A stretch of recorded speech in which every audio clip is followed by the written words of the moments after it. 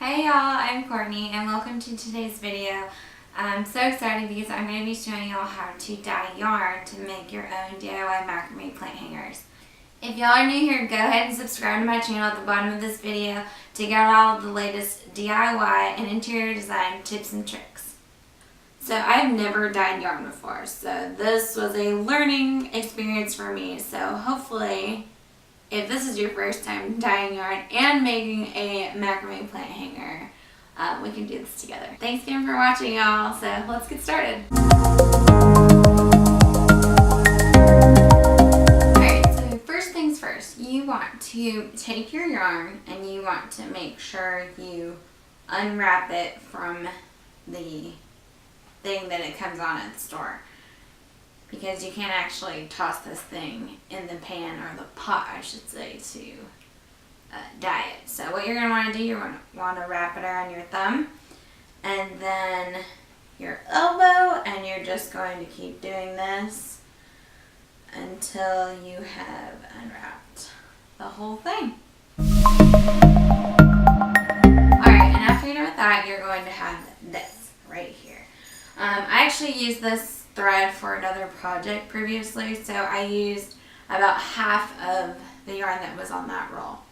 So after you're done, you're going to want to take all of the yarn that you have spun around your arm, and you're going to want to tie it at the top and at the bottom down here. That way it doesn't get tangled when it's sitting in the pot dyeing.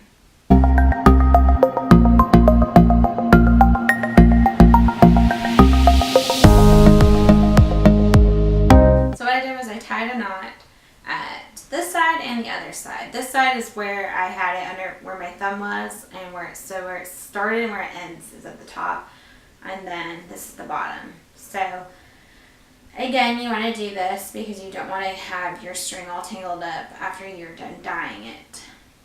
So let's start dyeing. We're filling up a large pasta pot with water. You want to make sure that the yarn is submerged fully in cold water.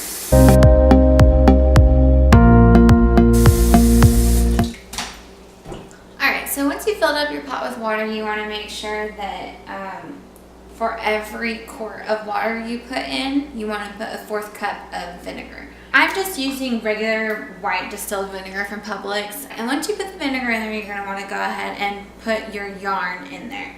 You want to make sure that it is fully submerged, and I would definitely use some tongs because you're going to need these later.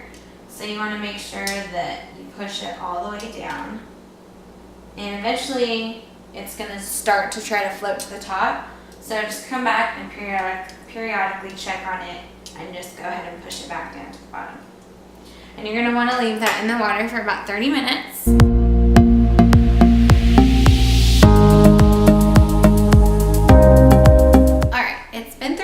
So we're going to go ahead and take out the yarn that has been soaking in the water and vinegar solution, and we're going to set it aside in a glass in a glass 9x13 dish, and then we are going to make our dye. Next, you're going to want to take your food coloring, and you're going to want to put in your desired color into the pot. And with food coloring, when you're coloring any fabric or yarn or anything of that nature, you want to use more than what you would use for food.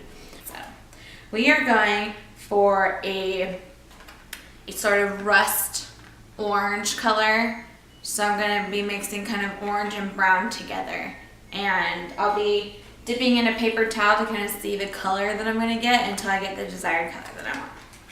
And once you have your dye to your desired color, you're going to go ahead and put in the yarn, and you're going to let it soak in there until all of the dye has evaporated from the pot.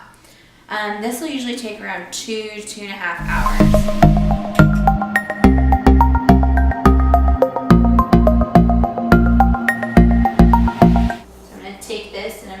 Stove, and I'm going to heat it and let it simmer until all of the vinegar has evaporated.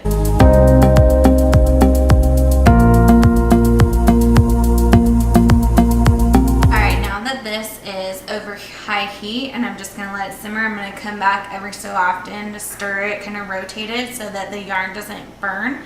And as soon as all of the vinegar has evaporated, we can go ahead and rinse it out, and then we'll have our almost final product.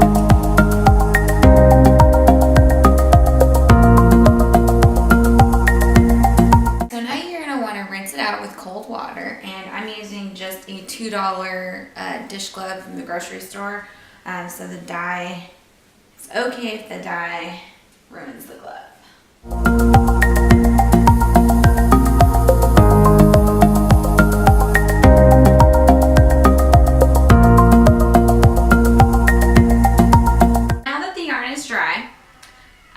I kind of got like a mauve color instead of a rust orange, but I'm actually pretty happy with this color, so I'm going to go ahead and use it.